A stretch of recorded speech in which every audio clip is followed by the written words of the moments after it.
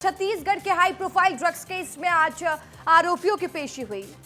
Dubai police drugs queen नव्या मलिक से कई दिनों से पूछताछ कर रही है, जिसमें कई बड़े खुलासे हो रहे हैं। तो नक्सलवाद के खिलाफ छत्तीसगढ़ की साय सरकार बेहद ही ज्यादा सख्त नजर आ रही है। तो शराब घोटाले के आरोपी चेतन बघेल को बड़ा झटका कोर्ट से लगा है। छत्तीसगढ़ के अंबिकापुर के गेरवा गांव में बना 30 साल पुराना जलाशय अचानक से फूट गया, जिसने तबाही मचा कर रख दी है। देखिए छत्तीसगढ़ में क्या क्या हुआ, आपका रिपोर्टर आपको बता रहा है, सुन लीजिए। छत्तीसगढ़ में हाई प्रोफाइल ड्रग केस में आज आरोपियों की पेशी हुई है। पुलिस ड्रग क्वीन नव्या मलिक से लगातार पूछताछ कर रही है और इसमें कई बड़े बड़े खुलासे हुए हैं। छत्तीसगढ़ के हाई प्रोफाइल ड्रग तस्करी केस में ड्रग क्वीन नंबर 2 विधि अग्रवाल की भी गिरफ्तारी हो चुकी है। नव्या मलिक को अरेस्ट करने के बाद इस केस में ड्रग क्वीन नंबर 2 विधि अग्रवाल समेत कुल 9 और गिरफ्तारियां हुई है। आरोपियों से करोड़ों की ड्रग और पाकिस्तानी पिस्टल भी बरामद हुई थी। वहीं आज नव्या मलिक और विधि अग्रवाल की पेशी हुई। पुलिस पिछले 7 दिनों से नव्या से पूछताछ कर रही है। वहीं पूछताछ में कई बड़े खुलासे हुए हैं। पुलिस ने नव्या के 2 मोबाइल जब्त किए हैं। व्हाट्सएप चैट और बैंक ट्रांजैक्शन की जांच से 600 से अधिक लोगों को ड्रग लेने की जानकारी मिली है। नव्या शहर के बड़े कारोबारी और रसूखदार परिवारों से जुड़े युवाओं और हाई प्रोफाइल पार्टियों को निशाना बनाती थी। ऑपरेशन निश्चय के तहत रायपुर पुलिस ड्रग मामलों में लगातार कार्रवाई कर रही है, जिससे रायपुर सहित अन्य जिलों में हड़कंप मच चुका है। देखने वाली बात यह है कि अभी और भी कई गिरफ्तारियां हो सकती है। अब ये मामला दिलचस्प होगा कि ड्रग तस्करी के गोरख धंधे की तार और किन किन लोगों से जुड़ी हुई है। नक्सलवाद के खात्मे को लेकर आज छत्तीसगढ़ के जगदलपुर में एक बड़ी बैठक हुई। इस बैठक में सीआरपीएफ के डीजी के अलावा छत्तीसगढ़ पुलिस के डीजी और सभी नक्सल प्रभावित इलाकों के आला अधिकारी मौजूद रहे। सरकार ने नक्सलवाद के खात्मे के लिए 31 मार्च 2026 की डेडलाइन तय की है। अब इस डेडलाइन तक पहुंचने में मात्र 200 दिन बचे हैं। ऐसे में नक्सलवाद के खात्मे की लड़ाई अब और तेज हो सकती है।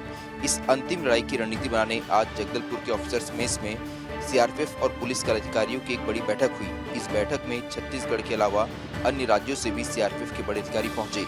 इस बैठक में नक्सलवाद पर अंतिम वार की रणनीति तैयार की गई। ऐसे में आने वाले समय में बस्तर और इसके आसपास के इलाकों में नक्सलवाद के खिलाफ कैसे बड़े ऑपरेशन लॉन्च किए जाएंगे, इसकी तैयारी आज जगदलपुर में सीआरपीएफ और पुलिस के अधिकारियों ने की है। आने वाले समय में नक्सलियों के खिलाफ एक बड़ा ऑपरेशन बस्तर में देखा जा सकता है। छत्तीसगढ़ के बहुचर्चित शराब घोटाला मामले में पूर्व मुख्यमंत्री भूपेश बघेल के बेटे चैतन्य बघेल की वीडियो कॉन्फ्रेंसिंग के जरिए पेशी हुई। 15 तारीख तक न्यायिक रिमांड पर उन्हें अभी जेल में ही रहना होगा और ऐसी अटकलें हैं कि 15 तारीख को उनके खिलाफ लगाए गए तमाम आरोपों का काला चिट्ठा यानी कि चार्जशीट पेश कर दी जाएगी। पूर्व सीएम भूपेश बघेल के बेटे चैतन्य बघेल की मुश्किलें लगातार बढ़ रही हैं। पीएमएलए कोर्ट ने आज फिर उनकी न्यायिक हिरासत 12 दिन बढ़ा दी। 18 जुलाई को शराब घोटाला मामले में ईडी ने चैतन्य बघेल को गिरफ्तार किया था, तब से वो जेल में है। ईडी ने चैतन्य को घोटाले से करीब 17 करोड़ रुपए मिलने का आरोप लगाया है, जिसको लेकर चैतन्य से लगातार पूछताछ चल रही है। ईडी का दावा है कि चैतन्य बघेल ने विठल ग्रीन प्रोजेक्ट में घोटाले के पैसे को इन्वेस्ट किया था। इस प्रोजेक्ट से जुड़े अकाउंटेंट के ठिकानों पर भी छापेमारी कर ईडी ने रिकॉर्ड जब्त किए हैं। उम्मीद जताई जा रही है कि 15 तारीख को चार्जशीट पेश कर दिया जाएगा और जो तमाम आरोप हैं चैतन्य बघेल पर, वो सारे कोर्ट के सामने रख दिए जाएंगे। वीडियो जर्नलिस्ट किशन साहू के साथ नितेश गर्ग, विस्तार न्यूज। अंबिकापुर के गेरसा गांव में बना 30 साल पुराना जलाशय अचानक फूट पड़ा है। इस जलाशय के फूटने से गांव में तबाही मच गई है और इससे सबसे ज्यादा नुकसान अन्नदाताओं को हुआ है। आज सुबह करीब 9 बजे गेरसा गांव में उस वक्त अफरा तफरी मच गई जब वहां बना पुराना जलाशय अचानक फूट गया। पानी का भारी बहाव इतना तेज था कि देखते ही देखते करीब 30 एकड़ से अधिक के धान की फसल पूरी तरह बर्बाद हो गई। किसानों की महीनों की मेहनत, उम्मीद और लागत सब कुछ पानी में बह गया। खेतों में सिर्फ तबाही का मंजर बचा है। जानकारी के मुताबिक यह जलाशय साल 1991 से 92 के बीच बनाया गया। तब से अब तक इसकी कोई विशेष मरम्मत नहीं हुई।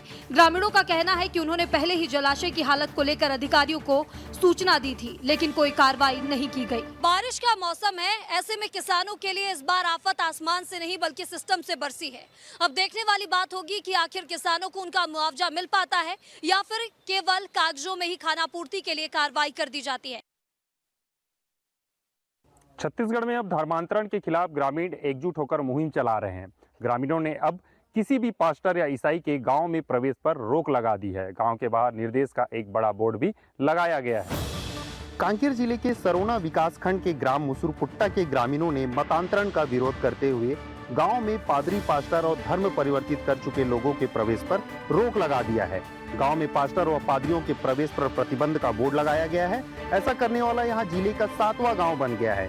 ग्रामीणों से मिली जानकारी के अनुसार मुसुरपुट्टा गांव में 8 परिवार के लोग दूसरे धर्म को अपना चुके हैं, जिसमें 3 परिवार के लोगों ने घर वापसी कर ली है। 5 परिवार अभी भी दूसरे धर्म का अनुसरण कर रहे हैं, जिसके चलते गांव और आदिवासी समाज के रीति रिवाजों पर फर्क पड़ रहा है। छत्तीसगढ़ का मुद्दा भले ही कानूनी और धार्मिक बहस का विषय हो, लेकिन छत्तीसगढ़ के आदिवासी गांव में यहां अब सांस्कृतिक अस्तित्व और अधिकार की लड़ाई बन चुकी है।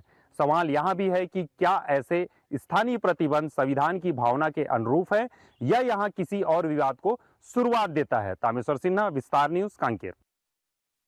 जशपुर में हाथियों का उत्पात लगातार जारी है। आपने सुना होगा कि हाथी जो है वो जंगलों से गांवों तक पहुंच जाते हैं, लेकिन अब जशपुर जिलों में हाथियों का जो दल है वो लगातार उत्पात मचाए हुए। इसी कड़ी में 4 हाथियों के दल ने आज ही जशपुर के कांसाबेल में एक चर्च को पूरी तरह से क्षतिग्रस्त कर दिया है। जशपुर जिले के पोखरा टोली गांव, जहां बीती रात 4 हाथियों के दल ने एक चर्च पर हमला कर दिया। हाथियों ने पहले चर्च की दीवार तोड़ी, फिर अंदर घुसकर वहां रखी कुर्सियां, लकड़ी के फर्नीचर और अन्य सामान को भी नुकसान पहुंचाया। ग्रामीणों के मुताबिक यह हमला देर रात हुआ, जब सब सो रहे थे। यह घटना कांसाबेल वन परिक्षेत्र के पोखरा टोली गाँव की है, जो हाथियों के पारंपरिक आवाजाही वाले मार्ग के पास बसा हुआ है। वन विभाग के अनुसार यह हाथियों का दल पिछले कुछ दिनों से इस इलाके में घूम रहा था और अब ग्रामीणों को अलर्ट रहने के लिए कहा गया है। घटना के बाद से ग्रामीणों में दहशत है। वहीं वन विभाग जो है वो करोड़ों रुपए खर्च करने के बाद भी हाथियों को गांवों से दूर नहीं कर पा रहा है। ग्रामीणों की मांग है कि उन्हें सुरक्षित स्थानों तक पहुंचाया जाए और जितना जल्द हो सके हाथियों को जंगल की ओर भेजा जाए। जशपुर से विस्तार न्यूज के लिए कुंदन सिंह। छत्तीसगढ़ में स्कूल टाइमिंग को लेकर बड़ा बदलाव किया गया है, जहां अब शनिवार को स्कूल की टाइमिंग सुबह 7:30 बजे ही रहेगी। शिक्षा मंत्री के आदेश पर प्रस्ताव भेजा गया था, जिसमें अब आदेश भी जारी हो गया है। छत्तीसगढ़ में शिक्षा विभाग ने बड़ा फैसला लिया है, जहां शिक्षक संगठनों के दबाव में शनिवार का स्कूल टाइम बदला गया। अब छत्तीसगढ़ में शनिवार को स्कूल सुबह 7:30 बजे से लगेंगे। बकायदा शिक्षा मंत्री गजेंद्र यादव के निर्देश पर प्रस्ताव भेजा गया था। आपको बता दें, प्रस्ताव भेजने के बाद अब आधिकारिक आदेश भी जारी हो गया है। एक पाली वाले स्कूलों का समय सुबह 7:30 बजे से 11:30 बजे तय किया गया है। वहीं प्राइमरी और मिडिल स्कूल का समय दोपहर 12 बजे से शाम 4 बजे रहने वाला है। अभी कुछ दिनों पहले ही इस नियम में बदलाव किया गया था और शनिवार को भी सामान्य दिनों की तरह स्कूल लगने के समय का आदेश जारी किया गया था।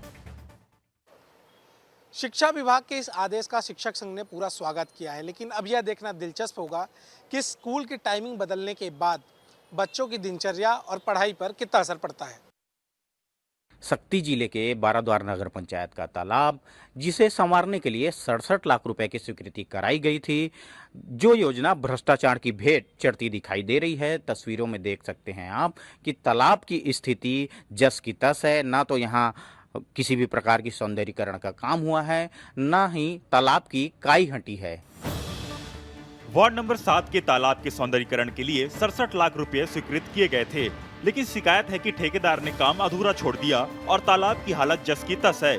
इस मामले में शिकायतकर्ता ने कलेक्टर से मुलाकात कर जांच की मांग की है। वहीं ऑडिट टीम की जांच में भी भारी अनियमितताएं सामने आई हैं। आरोप है कि नगर पंचायत के अधिकारी और जनप्रतिनिधि मिलकर पूरे मामले को दबाने की कोशिश कर रहे हैं। स्थानीय लोगों का कहना है कि लाखों रुपए खर्च होने के बावजूद तालाब में कोई सुधार नहीं हुआ। अब नगरवासी दोषियों पर कड़ी कार्रवाई की मांग कर रहे हैं। सौंदर्यीकरण के नाम पर लाखों रुपए खर्च तो कर दिए गए हैं, लेकिन बहरहाल इस पूरे मामले में इसकी शिकायत जिले के कलेक्टर से की गई है। अब देखना ये लाजमी होगा कि जिले के कलेक्टर इस पर क्या कार्रवाई करते हैं। सक्ती से विस्तार न्यूज के लिए राकेश साहू। वाले नगर पालिका निगम चिरमिरी, जहां की विकास की गाथा सोच और समझ से परे है। आपको बता दें कि नगर पालिका निगम चिरमिरी 40 वार्डों से बना हुआ है। तकरीबन 25 साल बीतने जा रहे नगर पालिका निगम को, लेकिन यहाँ के वार्ड में आज भी मूलभूत सुविधाएं नहीं पहुँच पाई हैं। एमसीबी जिले के अंतर्गत आने वाले नगर पालिका निगम चिरमिरी में लोग जर्जर सड़क से परेशान हैं। आपको जानकर हैरानी होगी कि नगर पालिका निगम चिरमिरी को बने लगभग 25 साल होने वाले हैं, लेकिन आज भी यहाँ के 40 वार्डों के रहवासी मूलभूत सुविधाओं के लिए तरस रहे हैं। जहाँ एक तरफ पानी और बिजली के लिए परेशान है, तो वहीं दूसरी ओर चिरमिरी की सड़कों से, जिसकी हालत बद से बदतर हो गई है। हल्दीबाड़ी से बड़ा बाजार मुख्य मार्ग पर कई जगहों पर बड़े बड़े गड्ढे हो गए हैं। यहाँ आवागमन करने वालों को आए दिन समस्याओं से जूझना पड़ता है। राहगीर आए दिन सड़क दुर्घटना से घायल भी हो रहे हैं। देखने वाली बात होगी कि छत्तीसगढ़ सरकार से लेकर नगरीय निकाय मंत्री आखिर इस ओर कब ध्यान देते हैं, सड़क की व्यवस्था कब तक मुहैया करा पाते हैं। विस्तार न्यूज के लिए जिला एमसीबी से अविनाश चंद की रिपोर्ट। बलरामपुर जिले का शंकरगढ़ का इलाका अब फौजियों का इलाका बनने जा रहा है। ऐसा इसलिए क्योंकि यहाँ पर अग्निवीर की परीक्षा में 26 युवाओं ने एक साथ लिखित परीक्षा पास की है और इन युवाओं को ट्रेनिंग दिया है एक अतिथि शिक्षक ने। अतिथि शिक्षक है सुदर्शन यादव। सरगुजा संभाग का शंकरगढ़ इलाका अब फौजियों का हब बनने लगा है। यहाँ एक अतिथि शिक्षक के द्वारा निःशुल्क कोचिंग की वजह से 25 छात्रों का चयन अग्निवीर में हुआ है। जब इसका रिजल्ट आया तो लोगों में जबरदस्त उत्साह देखने को मिला। इन छात्रों ने अग्निवीर की लिखित परीक्षा पास कर ली है। अब सिर्फ फिजिकल परीक्षा ही बाकी रह गया है। यहाँ शिक्षक सुदर्शन यादव के द्वारा आसपास के युवाओं को हर रोज अग्निवीर की परीक्षा पास करने के लिए फिजिकल और रिटर्न के लिए तैयारी कराया जा रहा है, जिसकी वजह से आसपास के युवाओं में फौज में जाने का जोश भी पैदा हो रहा है। अग्निवीर की परीक्षा में शामिल होने वाले ये सभी छात्र सुबह 5 बजे ही उठ जाते हैं। ठीक फौजियों की तरह इनका रूटीन है। लगातार अनवरत चल रहा है, चाहे छुट्टी का दिन हो या फिर कोई भी दिन, बरसात हो या गर्मी, धूप हो या जैसा भी मौसम है, हमेशा ट्रेनिंग दे रहे हैं। कुल मिलाकर ये दूसरे शिक्षकों के लिए एक प्रेरणा का स्रोत भी है। वीडियो प्रसाद यादव के साथ दिलीप जायसवाल, विस्तार न्यूज। सरकारी आदेश का कैसा मखौल उड़ाया जा रहा है, इसकी एक तस्वीर निकलकर सामने आई है सारंगढ़ बिलेगढ़ जिले से, जहां हितग्राहियों को 3 महीने का चावल वितरण नहीं किया गया और आज हितग्राहियों या लाभार्थियों के पास खाने के संकट पड़ गए हैं। सारंगढ़ बिलेगढ़ के ग्राम बोंदा में सैकड़ों लोगों को पिछले 3 माह से राशन नहीं मिल रहा है। ग्रामीणों के बताए अनुसार जून से अब तक उन्हें राशन नहीं दिया गया। ग्रामीणों ने राशन की मांग को लेकर दुकान का घेराव किया था, लेकिन समाधान नहीं निकला। सरपंच सचिव के साथ ही वरिष्ठ अधिकारियों से शिकायत की गई थी, लेकिन अब तक कोई हल नहीं निकल पाया। राशन नहीं मिलने से ग्रामीणों के सामने खाने पीने का संकट खड़ा हो गया है। सरकार ने 3 महीने का राशन एक साथ देने का ऐलान किया था, लेकिन संचालक की लापरवाही से ग्रामीणों को अब तक राशन नहीं मिल पाया। इसकी जानकारी सरपंच सचिव तक को भी दिया गया, लेकिन उसके बावजूद भी कोई कार्यवाही नहीं हुआ, सिर्फ आश्वासन मिलता रहा। अब देखना होगा आगे इस पे शासन क्या कदम उठाती है, क्या एक्शन लेती है।